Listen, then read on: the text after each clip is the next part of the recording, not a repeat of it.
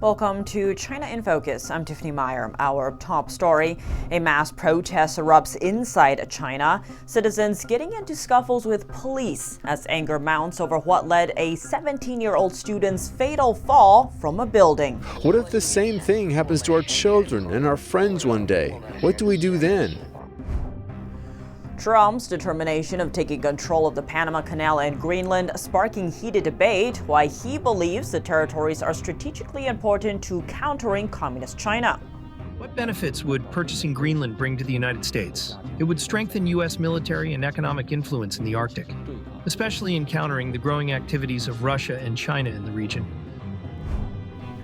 And the fentanyl crisis goes beyond the U.S. border. Details on the drug supply chain spanning multiple continents from China to Africa and through Mexican cartels. Locating in South Africa brings them closer to some of the largest global markets, excluding the U.S., for synthetics like methamphetamine and fentanyl.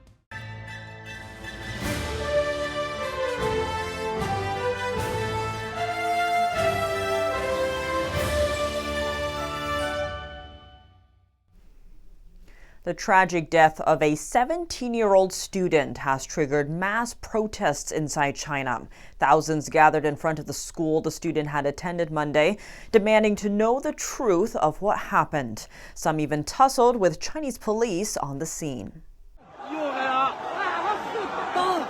Here's a video from the scene, protesters forcing police officers to move back. The demonstrators gathered in front of a school building in China's Shanxi province, where a 17-year-old fell to his death last week. Authorities said he jumped off the building on his own following disputes with fellow classmates, but his mother and the public suspect foul play. An article circulating online details some of the speculation. Its author claims to be a relative of the dead. It writes that while looking at her son's remains, the student's mother noticed bruises on his neck. And just as she was about to check for other injuries, she was stopped by a dozen teachers and kicked out of the funeral home. The article added that according to witnesses, students' phones were also confiscated. Back to the protest, the grieving mother was seen kneeling in front of a crowd, a banner behind her reading, "Give back my child's life. We need to know the truth." A kid jumped off the building. Look how many people are here. A group of younger protesters broke into the school building. The incident highlighted the protesters mounting anger toward police officers. Multiple videos capture protesters throwing objects at the police. In one clip, police officers charged toward a female protester, while an onlooker could be heard saying, quote, "Chinese police officers are gangs. They're the largest evil forces in our county." On the sidelines, another man got into a scuffle with an officer. One of the protesters told NTD that authorities have since cleared the scene and threatened protesters that traveled from nearby places. With distorted his voice to protect his identity. Authorities told protesters in their hotels to return to where they came from, otherwise they wouldn't be able to leave later. One resident explained why they were compelled to speak out. My own children also go to this school, and all of us feel very uncomfortable after learning about the student's death. At least we're making our voices heard. Authorities can't just treat us like animals. Another local said authorities are doubling down on muzzling the public, deleting posts and videos on social media. This makes me really sad. Authorities have blocked many of my social media accounts. All we ask for is the truth, but there is no truth. What if the same thing happens to our children and our friends one day? What do we do then? Wang added that people should reject violence in schools and noted that he is speaking out for the sake of tens of millions of students.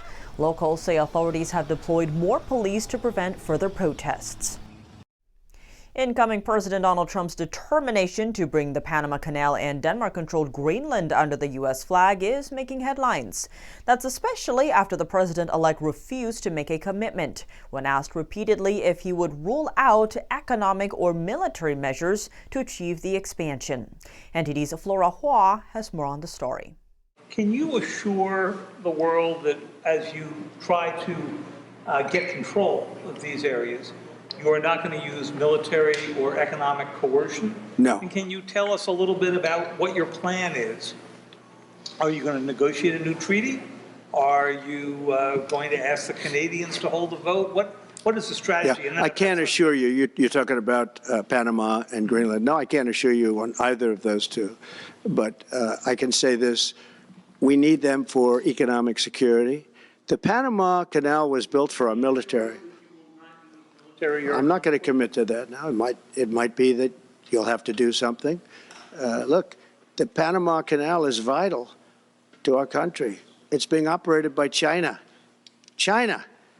And we gave the Panama Canal to Panama. We didn't give it to China. The Panama Canal is one of the most important waterways in the world. It connects two oceans, the Pacific and the Atlantic. It holds significant importance for defense and global trade, and that has long attracted the Chinese Communist Party. Panama was the first Latin American country to join China's Belt and Road Initiative in 2017. The West has criticized the Economic Forum as Beijing's debt trap, saying it could cause members to end up deeply in debt to China and eventually forced to hand over control of ports or other key assets to China. The U.S. built the Panama Canal in 1914 and ran it until 1999, when then U.S. President Jimmy Carter handed authority over the canal to the state of Panama. A treaty between the two countries allows the U.S. to defend the canal with military force if the shipping lane loses neutrality. Currently, China is the second largest user of the Panama Canal. A Chinese company headquartered in Hong Kong controls 2 of the 5 ports near the Panama Canal, with 1 on each side of the canal. Doesn't that mean China is effectively controlling the Panama Canal? On the surface, Trump talks about fees, but in reality, he is warning Panama to drive out the Chinese Communist Party. Trump's interest in Greenland coincides with the rising concerns in the U.S. and NATO focused on growing Chinese and Russian military activities near the Arctic region. Greenland sits on the shortest route between North America and Europe and connects the Arctic and Atlantic Oceans. It's home to both mineral deposits and oil reserves. A large U.S. space base is also located there. A China expert said that if Washington were to take control of the land, it would boost the U.S. defense presence in the region and help the U.S. and its allies to cut reliance on China for resources. What benefits would purchasing Greenland bring to the United States? It would strengthen U.S. military and economic influence in the Arctic, especially in countering the growing activities of Russia and China in the region. Denmark recently announced a much higher defense budget for Greenland. The Danish defense minister said the country had long overlooked its defense presence there. Flora Hua, NTD News. Switching gears to Trump's comments about U.S. expansion. For more on what the president-elect is saying about Greenland and the Panama Canal, NTD's Evelyn Lee tapped William Ruger, a former U.S. Navy officer and also the president of the American Institute for Economic Research. What do you make of Trump's statements also made yesterday about wanting to retake Panama Canal and seizing Greenland, but also his ideas of expansion in general? I think that the Greenland one is the most interesting, right? I mean, this is a case in which this is a strategically valuable part of the world, in a world in which the Arctic is a more important area for global geo-competition. And I think that the United States' desire to have a better arrangement with Greenland is actually quite wise. Look, the United States essentially controlled Greenland during World War II. President Truman tried to purchase Greenland at that point. So again, it's not without precedent. And I think the idea, particularly of buying Greenland, right, doing this in a peaceful fashion, like with the Louisiana Purchase or with like the purchase of Alaska from Russia, these are wise ideas. So I don't think we should actually look at these ideas as somehow crazy, especially given the precedent. And then, of course, the Panama Canal has always been a challenge for the United States. It's something that we helped build and that the United States has a really important stake in. Right. And in this case, if we're focusing on Greenland, Denmark officials and also Greenland politicians, they have respectfully declined, so to speak. And does that What now? That's the end of the discussion, or what could happen next? President Trump is a deal maker. Is there a deal that's out there that could satisfy all parties? And we've seen American presidents, like I said, in the past, in ways that have been really important for American strategy and the future of America, make these deals, right, with Russia, with Secretary of State Seward, with the French over Louisiana. The fentanyl crisis is a worldwide issue, not only because the problem arises around the globe, but also because its supply chains span multiple continents. How are criminal organizations in South Africa and China working with Mexican cartels to make fentanyl that enters the U.S. through the southern border? NTD's Melina Weisskopf spoke with Jason Eli, senior expert at the Global Initiative Against Transnational Organized Crime. Thank you so much for your time today, Jason. Pleasure. Why is South Africa becoming a key location for the Mexican Sinaloa cartel to produce fentanyl, and how does the global trade affect this? Well, South Africa is really well placed if you think about it. It's halfway between two of the largest production points for illicit drugs in the world. You've got opium, poppy, and heroin, with some methamphetamine coming out of Afghanistan. You've got cocaine and meth coming out of South and Central America. It's a country that is quite well developed in terms of its port infrastructure. It's a country that has great challenges monitoring its borders, but a country that's also well linked into the major economies around the world, and one that unfortunately suffers from some degree of corruption among its security institutions and individuals. So it's a place that is well placed geographically, but also a place that has had a long history when it comes to the production and distribution of illicit drugs in the region and beyond. Can you talk about the implications of South Africa's political and economic ties with China with regard to controlling the chemicals used to make fentanyl? Well, China is South Africa's #1 trade partner, first and foremost. So there's a great deal of trade that occurs between the two countries. If we add to that the fact that Chinese organized crime has been really well established since well before apartheid ended, then you've got the history of Chinese presence as well as a large volume of Chinese origin trade coming into the country. The production of illicit drugs in South Africa, synthetics in particular, and I'm talking here of methamphetamine, have been occurring since the mid-90s. So there is the presence and ability of a particular population of criminals to produce these drugs, and there is an attractive feature in terms of a great deal of demand within the country. Why would Mexican cartels be interested? Well, first and foremost, they're able to offshore their production to a location that gets beyond the security challenges that currently exist within Mexico. Locating in South Africa brings them closer to some of the largest global markets, excluding the U.S., for synthetics like methamphetamine and fentanyl. I'm talking here of Australia, New Zealand, but also Europe more directly. So it's really a situation of location and history that is contributing to this evolution that's been occurring probably over the last 8 to 10 years. The international scale of this, what does that reveal about the nature of fentanyl trafficking and the global reach of organized crime? Obviously, fentanyl is a challenge and has been a challenge, but in my opinion, we've got to look beyond fentanyl to some of the other synthetic opioid threats that are beginning to replace fentanyl in some of the markets around the world. I'm talking here of nitazene compounds, which are synthetic opioids that really have no medical purpose. I'm looking here at a large variety of additional fentanyl-like substances that are appearing in chemical tests that we're seeing in markets like West Africa, places in Europe, and also emerging in Southeast Asia.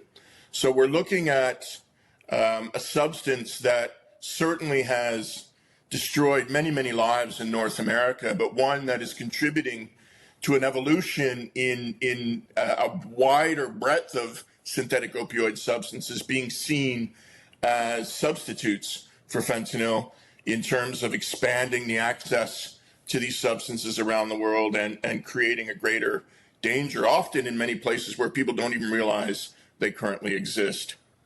How do you think that the U.S. specifically could work with other countries to stop this horrible issue from spreading any further and taking so many more lives?